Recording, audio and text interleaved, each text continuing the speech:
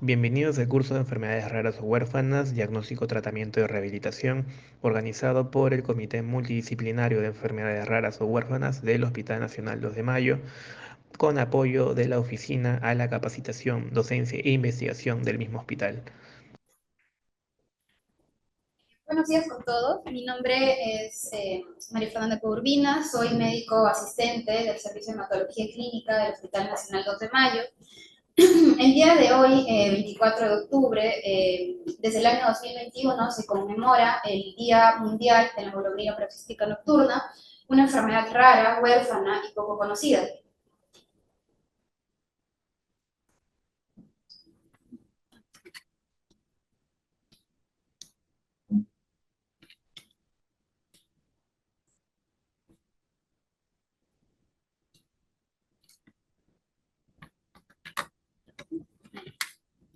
Ya. Bueno, haciendo un poco de preámbulo histórico, esta esta patología lleva también también lleva el nombre de síndrome de Strubing-Marchava-Michelli, el cual es en honor a los científicos que desarrollaron las manifestaciones clínicas y la fisiopatología de esta enfermedad a través de los años. Paul Strubing, desde el año 1882, describe de manera muy acertada las primeras manifestaciones de esta enfermedad relacionada a la hemólisis en el contexto del sueño. ¿No? Él describe la acumulación de dióxido de carbono y de ácido láctico en pacientes que estaban en periodos de inmovilización y con una circulación disminuida. Posteriormente, en 1921, Marchava y Michelli describen el primer caso de hemoglobinuria paroxística nocturna como entidad nueva. El segundo caso es descrito en 1928 y ya acuñan el término de anemia hemolítica crónica con hemosideruria perpetua. No es hasta 1930 que el científico Ham desarrolla un test que, bueno, es actualmente utilizado en algunos centros en donde no se tiene la facilidad para estudios diagnósticos más acertados, como vamos a ver más adelante. Desarrolla el test de Ham, el cual se basa en predisponer al glóbulo rojo a un medio ácido suave, provocando la lisis de este, ¿no? Es un método que, bueno, se utiliza hasta la actualidad.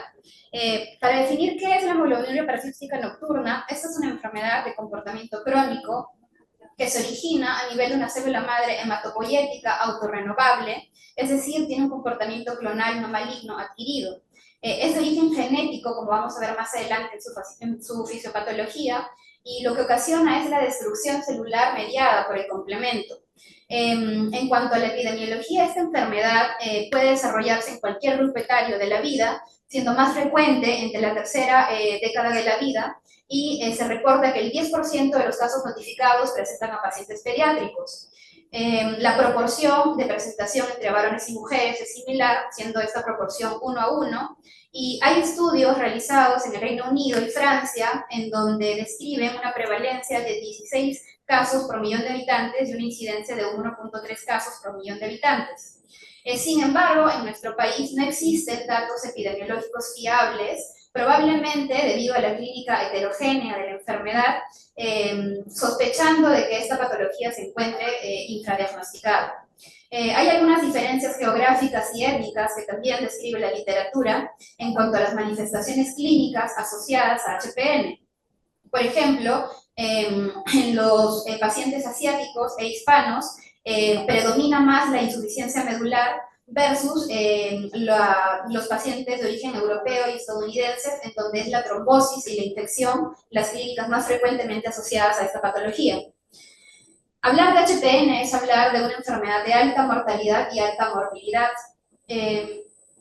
Un estudio realizado por The Plastic Anemia Working Party of the Korean Society of Hematology desarrolló y recolectó data de 40 años de pacientes con HPN enrolados en el periodo entre 2009 y 2010 y comparó las diferentes complicaciones de estos pacientes, la tasa de mortalidad de estas complicaciones con la población en general, ¿no?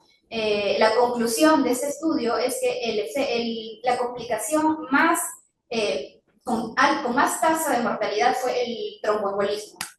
Se dice y se desarrolla en este estudio de que el tromboembolismo asociado a HPN tiene una tasa de mortalidad de 14 veces más que un paciente de la misma edad y sexo de la población en general.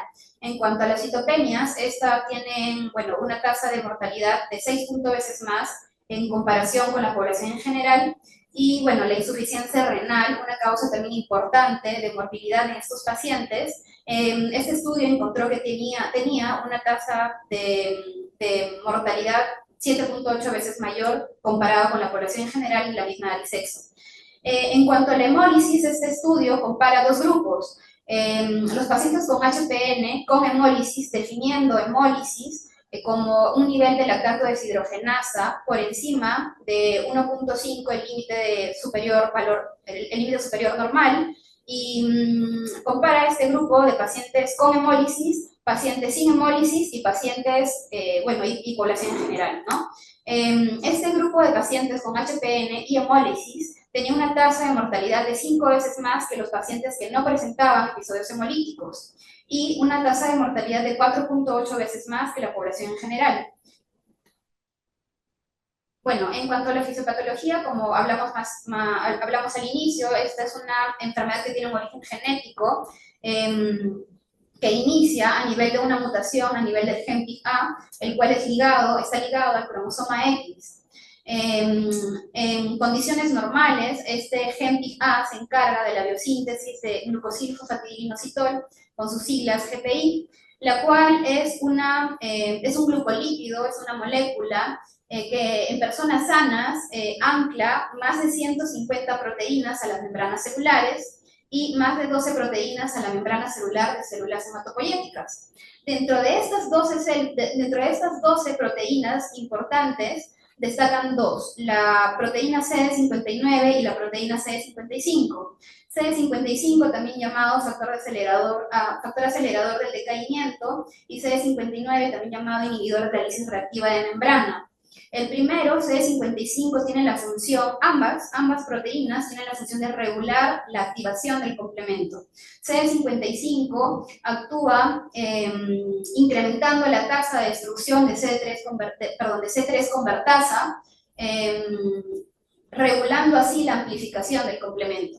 Mientras CD59 se encarga de regular la formación del complejo de ataque de membrana, inhibiendo la formación de poros líticos, bloqueando la agregación de C5 a C9. Entonces, como nosotros vemos en la parte de abajo, en la imagen de abajo, vamos a dividir esta activación del complemento en dos fases, en la fase proximal y en la fase terminal. Durante la fase proximal, como dijimos, la principal proteína implicada es CD55 y actúa a nivel de C3 y C3 convertasa. En la fase terminal del complemento tenemos a CD59, la cual actúa a nivel de C5 e impide la amplificación del complemento hasta C9, ¿no? Bueno, estas dos proteínas, C3 y C5, son importantes porque, como vamos a ver más adelante, son targets terapéuticos de esta patología.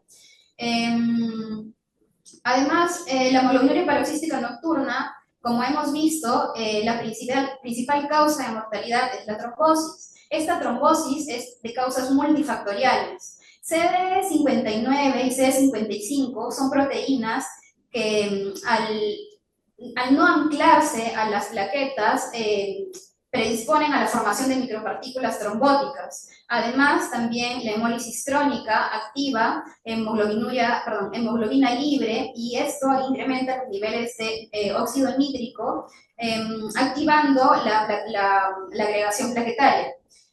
Además, asociado a esto, todo este cuadro inflamatorio que es mediado por el complemento,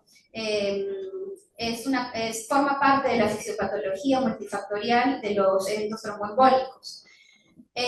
Sabemos que HPN, además de tener una mutación a nivel del gen PIK-A, también se han descrito algunas mutaciones somáticas que comparten con aplasia medular y síndrome mielodisplásico, y hablamos de una evolución clonal en el contexto de estas patologías.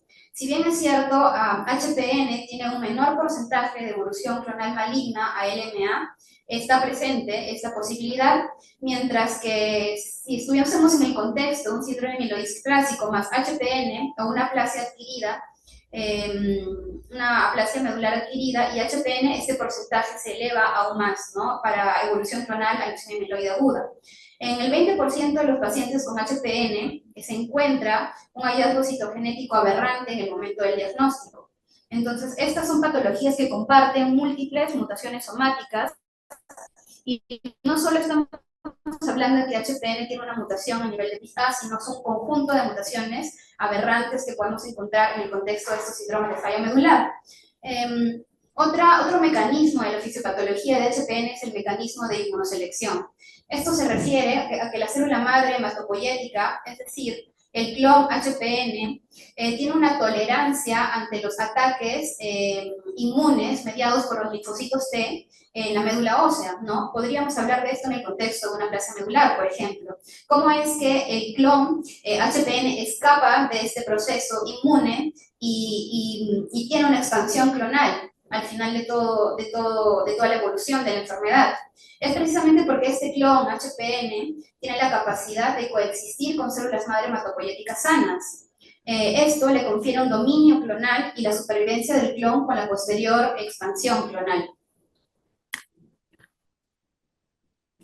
Bueno, y la pregunta que nosotros deberíamos hacernos es: ¿cuándo un clon de HPN cobra relevancia clínica? Diversos estudios han demostrado que los clones de HPN tienen una distribución de tamaño bimodal estrechamente relacionada con las presentaciones clínicas, como podemos verlo en el cuadro presentado. Vamos a diferenciar principalmente dos entidades, que es la hemoglobinuria paroxística nocturna clásica, es decir, solo hemoglobinuria paroxística nocturna, y la hemoglobinuria paroxística nocturna asociada a otro síndrome de falla medular, como por ejemplo aplasia medular y síndrome mielodisplásico. Un tercio de estos pacientes diagnosticados con HPN presenta solo HPN clásica, es decir, HPN sola. HPN sola. ¿Cuándo cobra relevancia el clon en el contexto de estos pacientes? Cuando el clon es de aproximadamente 50 al 70%, ya podemos ver que se comienzan a presentar las diferentes manifestaciones clínicas de la enfermedad, como hemólisis, anemia y trombosis. En cuanto a los 2/3 de los pacientes diagnosticados con HPN, estos se encuentran en relación con otros síndromes de falla medular, como aplasia medular y síndrome mielodisplásico, y estos clones de HPN se encuentran tienen una manifestación clínica, comienzan a tener una relevancia clínica a partir del 11 al 20%, comenzando a manifestar diferentes manifestaciones clínicas, como por ejemplo citopenias e insuficiencia medular, ¿no? Entonces, para tener simplemente la definición de esto, el clon HPN cobra relevancia en HPN clásica a partir del 50% y asociado a otros síndromes de falla medular a partir del 11 al 20%. ¿Cuándo nosotros debemos sospechar de HPN? Esto es importante definirlo porque estos son pacientes que llegan inclusive desde el primer nivel de atención, desde el segundo nivel de atención. Entonces, nosotros debemos hacer hincapié en cuándo sospechar HPN. Anemia hemolítica de etiología no afiliada CUMS negativo. Esta anemia hemolítica tiene ciertas características. Las crisis hemolíticas se activan en condiciones amplificadoras del complemento. Y a esto me refiero con cuadros inmunológicos, cuadros inflamatorios, cuadros infecciosos. La fatiga, que es un síntoma cardinal de esta enfermedad, está directamente relacionada con la magnitud de la hemólisis y por lo tanto directamente relacionada con el tamaño del clon. Si bien es cierto, la hemoglobinuria es un síntoma muy frecuente en esta, pensar que es muy frecuente en esta enfermedad, no siempre es así. Se habla en la literatura que solo el 26% de los pacientes al diagnóstico presenta hemoglobinuria. Además, bueno, otra causa u otra manifestación clínica en la que yo debería sospechar de HPN son las citopenias persistentes, trombosis no explicadas, y aquí quiero parar un poco en las trombosis no explicadas porque son trombosis de sitios inusuales, y a inusuales me refiero a trombosis cerebrales, trombosis dérmicas, trombosis intraabdominales, trombosis mesentéricas, o el síndrome de Budd-Chiari, que es la trombosis más frecuentemente asociada a esta patología, al HPN. La frecuencia de las trombosis, pueden ver trombosis venosas y trombosis arteriales, pero en frecuencia se presentan más trombosis venosas. Vamos a ver más adelante que los eventos tromboembólicos se relacionan mucho al nivel de, de la cátodo deshidrogenasa y el porcentaje de clonas de HPN. Es decir, hablamos de que si un paciente tiene más del 50% de clonas en granulocitos, nosotros tenemos un riesgo más elevado de un evento tromboembólico, así como si tenemos niveles más elevados de lactato deshidrogenasa, también tenemos el riesgo de que se produzca un evento trombótico inminente. Otros síntomas son la distonía del músculo liso, entre ellos la disfagia y la disfunción eréctil. El dolor abdominal también forma parte de todas estas manifestaciones. La disfunción eréctil principalmente debemos sospechar que algo está ocurriendo en pacientes jóvenes. Pacientes jóvenes que vienen refiriendo este trastorno, deberíamos hacer un alto y preguntarnos por qué está presentando este cuadro clínico. Generalmente nosotros interconsultamos a otras especialidades sospechando de que la causa es otra, pero nunca nos ponemos a pensar que de repente podría estar asociado y es un síntoma de esta enfermedad y no pedimos las pruebas necesarias, como por ejemplo la LDH, para poder confirmarlo, ¿no? Los pacientes con HPN también padecen de enfermedad renal crónica, y esto es debido a una alteración de la función tubular renal. De hecho, tienen 6 veces más riesgo de padecer ERC, y en el contexto y en la evolución clínica de HPN, 2/3 de los pacientes van a presentar una injuria renal de algún grado, ¿no? Ya sea una ERC propiamente dicha o ya sea una injuria renal aguda reversible. ¿Cuál es la fisiopatología de esto? Bueno, las trombosis, se producen trombosis vasculares de acumulación de hierro que conllevan a una enfermedad renal crónica. Ya habíamos hablado del HPN en el contexto de una aplasia adquirida, una aplasia medular adquirida y síndrome mielodisplásico, teniendo en cuenta que el 50% de estos pacientes con aplasia medular van a desarrollar clones HPN. La diferencia radica en que el HPN clásico, generalmente la clona es mucho más alta que en estos dos otros síndromes de falla medular, siendo la aplasia medular la segunda en cuanto a la cantidad de porcentaje con la que se manifiesta de clonas, y bueno, el síndrome mielodisplásico se asocia generalmente a clonas un poco más bajas. Ahora, hay un examen, como vamos a ver, que es el gold estándar, que es la citometría de flujo, que yo debo realizar al paciente en el contexto de una aplasia adquirida o un síndrome mielodisplásico. Este examen también cobra relevancia entre si yo tengo un paciente con anemia aplásica y quiero diferenciar, por ejemplo, un paciente pediátrico congénita versus adquirida. Si yo encuentro clonas de HPN en la citometría de flujo, eso nos lleva a pensar directamente que es una aplasia de origen inmune, una aplasia medular adquirida. Bueno, y esto es importante porque algunas pruebas diagnósticas, como la fragilidad cromosómica, en el contexto de una aplasia congénita tal vez puede llevarnos mucho tiempo, ¿no? El resultado, mientras que la citometría de flujo nos arroja un resultado más pronto y con eso podríamos tener ya prácticamente la confirmación diagnóstica y saber diferenciarlo entre los dos. En el contexto de un paciente que reciba gamma globulina antitimocítica, es decir, un paciente con anemia plástica con tratamiento de gamma globulina antitimocítica y HPN, estos tienen mejores resultados. Sin embargo, se ha visto que el tratamiento con la timoglobulina ocasiona un incremento de la clona. Como vamos a ver más adelante, esos pacientes también se debe hacer un seguimiento estricto. En cuanto a la frecuencia de los síntomas,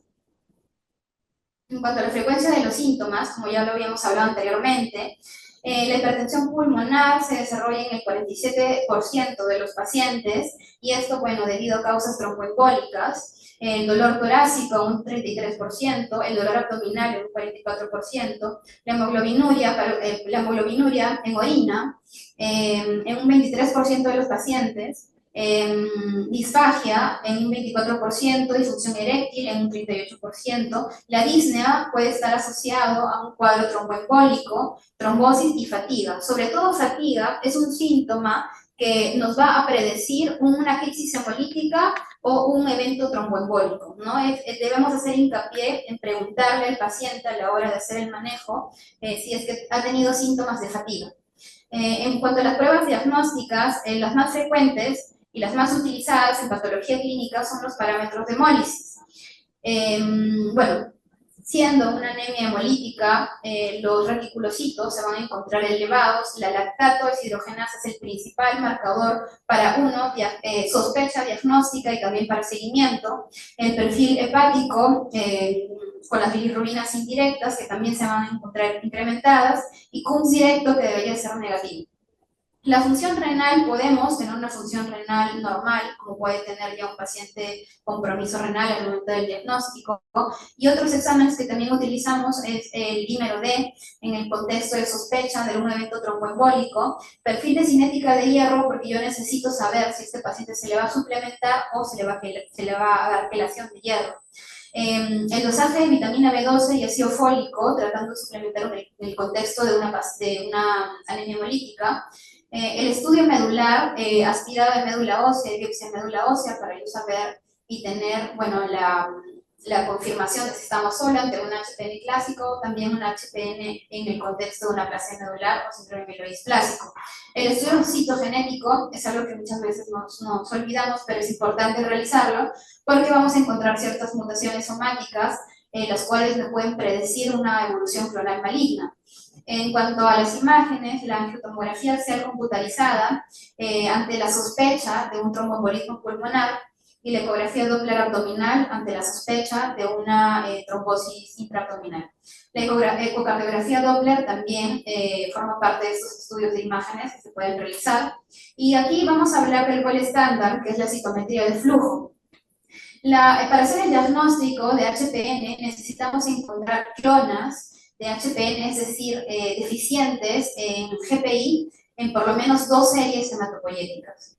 Ya esta es la prueba confirmatoria para HPN, y acá tenemos un flujograma para el diagnóstico de HPN.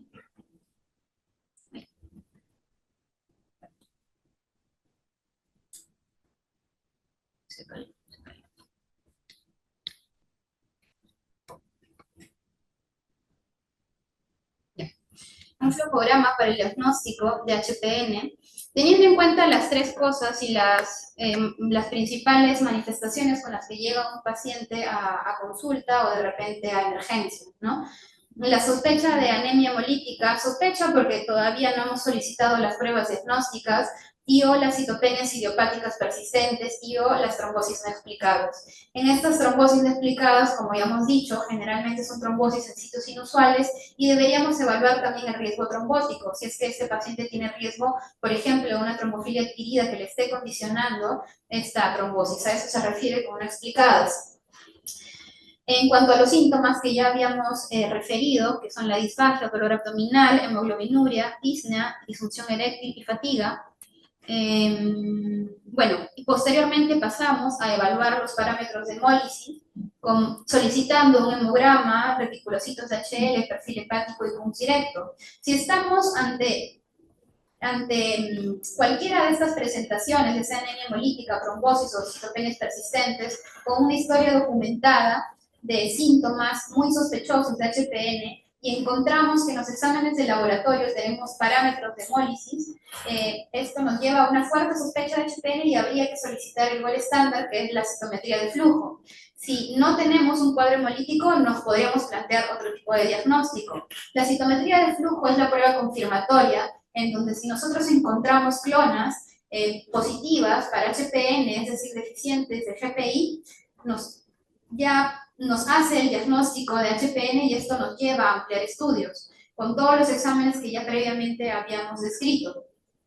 Si la citometría de flujo fuese negativa para clonas HPN, habría que plantear otros diagnósticos de anemia hemolítica en el contexto, por ejemplo, de una anemia hemolítica paroxística al frío, ¿no?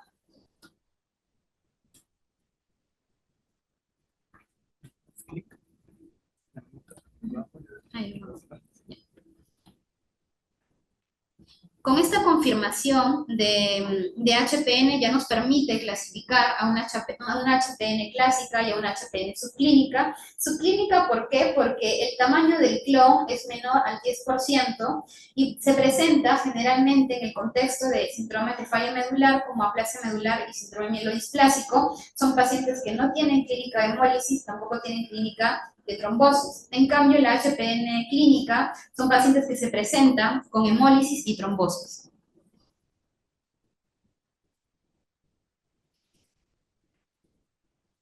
En cuanto a la terapéutica, hay que tener ciertas consideraciones. El uso de corticoides es controversial y de hecho algunas guías no lo recomiendan bajo ningún motivo y otras lo recomiendan solo en el contexto de cuadros inflamatorios en donde el corticoide va a tener un uso más que para tratar el HPN y la crisis hemolítica. Su principal finalidad va a ser tratar el cuadro desencadenante inflamatorio. En cuanto a los suplementos, como habíamos dicho, es necesario dosar la cinética de hierro y también de B12 y folato para ver si es necesaria la suplementación con estos. La eritropoyetina también la podremos plantear en el contexto de un paciente con enfermedad renal crónica y hemoglobinuria paroxística nocturna. En cuanto a la anticoagulación, hay ciertos aspectos que yo debo tener en cuenta. ¿Cuándo anticoagular? Bueno, esta anticoagulación se va a dividir en profilaxis primaria y profilaxis secundaria.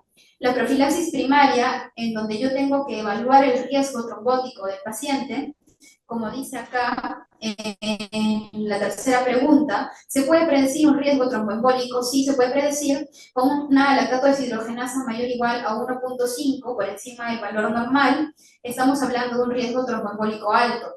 Asimismo, el tamaño de la clona de más del 50% también nos puede predecir un evento tromboembólico. En pacientes que tengan riesgo tromboembólico, como por ejemplo la gestación, como por ejemplo asociados a trombofilias adquiridas, o pacientes que van a ser sometidos a algún cuadro quirúrgico o de estrés que me desencadene la amplificación del complemento, o cuadros infecciosos, o también en pacientes en el contexto de inmovilización podría dar profilaxis primaria. Entonces, ¿qué terapia anticoagulante es la más indicada en el contexto de una profilaxis primaria? La profilaxis primaria generalmente se da con warfarina. No se tiene evidencia clínica de que los anticoagulantes directos tengan algún beneficio mayor al uso de la warfarina. Y bueno, en el contexto de una profilaxis secundaria, es decir, cuando ya se produjo el evento tromboembólico, yo debo iniciar inmediatamente el inhibidor del complemento a la par que yo inicio la anticoagulación a largo plazo.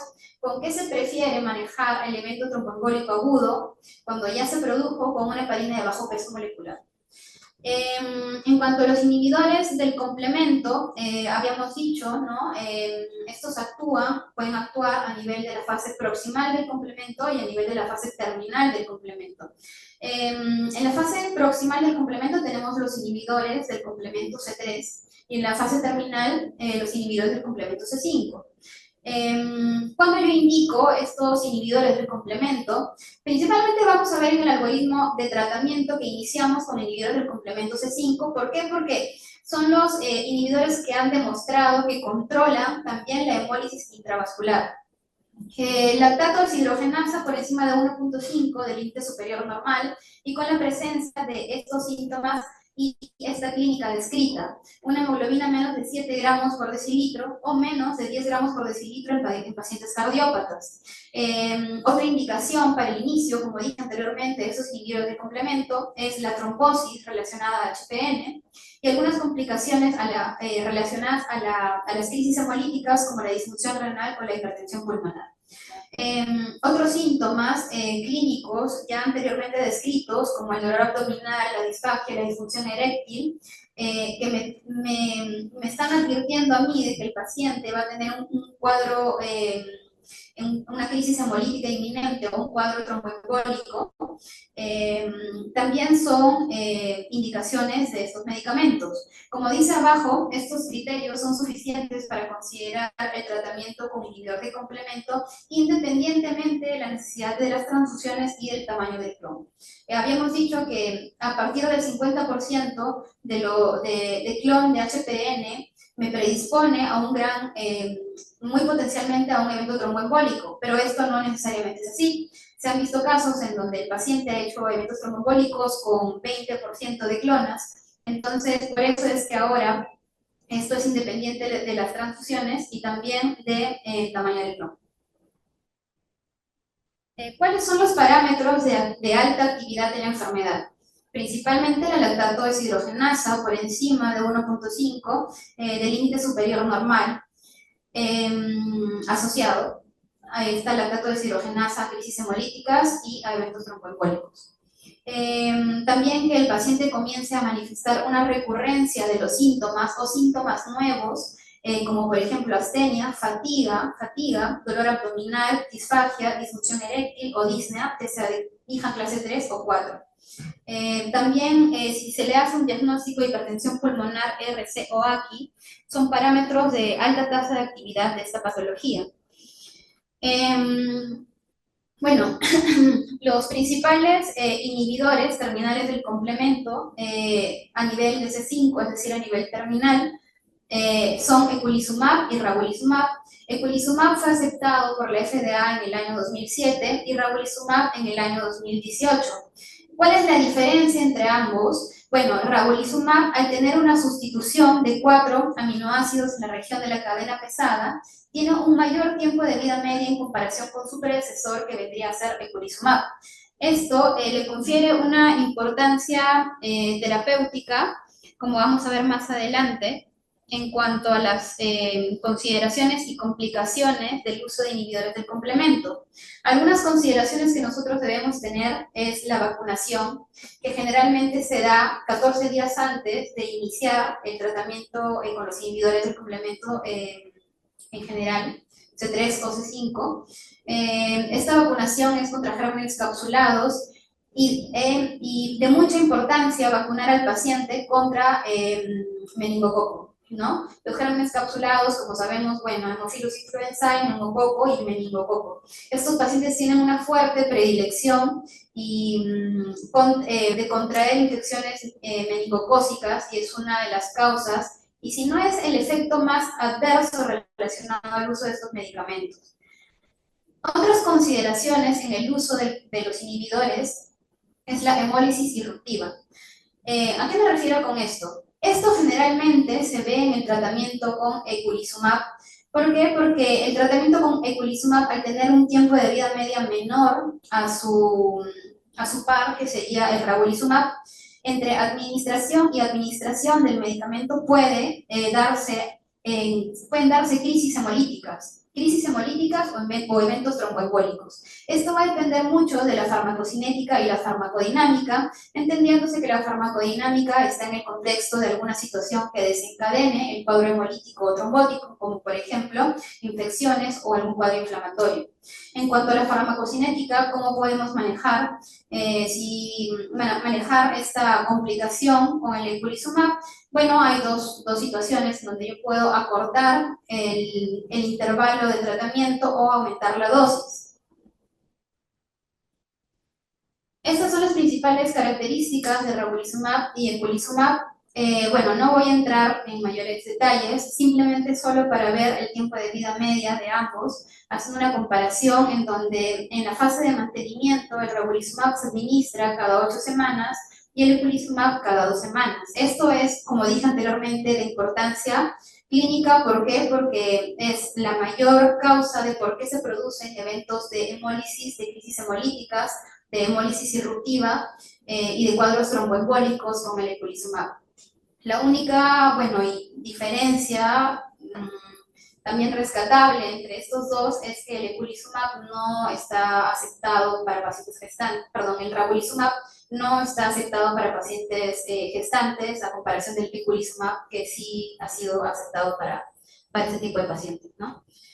Bueno, y este es un flujograma de tratamiento de HPN, en donde, bueno, vamos a diferenciar si se trata de una HPN clínica o una HPN subclínica, como ya anteriormente lo habíamos hablado. Es una HPN clínica que se presenta el paciente con un evento trombótico o hemolítico. Iniciamos inmediatamente el inhibidor de complemento, a la par que manejamos el evento tromboembólico agudo con anticoagulación, con heparina de bajo peso molecular.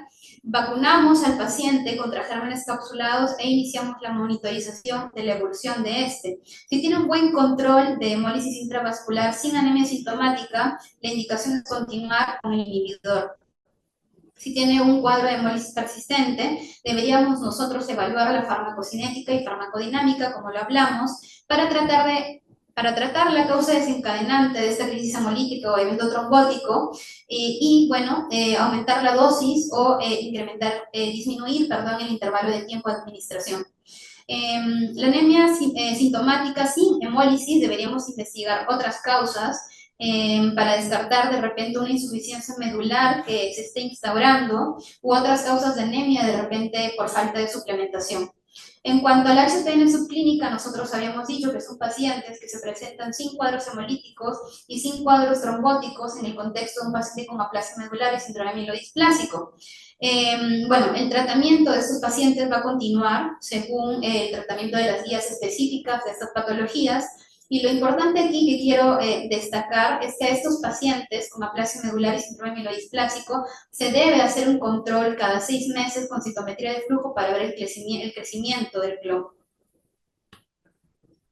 El pronóstico de la enfermedad ha variado mucho desde la nueva era de los inhibidores anticomplemento. Antes de la introducción de estos inhibidores del complemento, la supervivencia media era de 10 a 30 años, teniendo en cuenta que se daban terapias de soporte como la anticoagulación, suplementación y trasplante de médula ósea.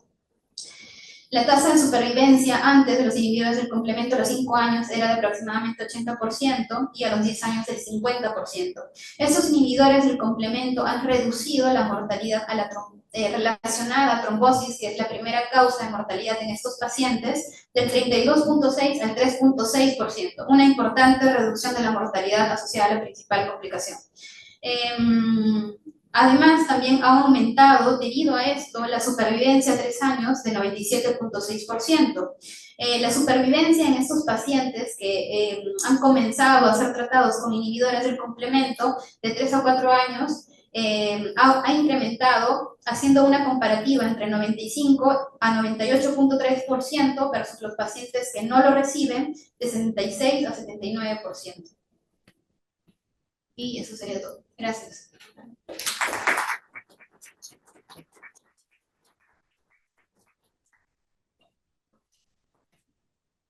Gracias, doctora. Bueno, como ven, yo creo que tenemos un trabajo muy largo, un camino largo. Ya tenemos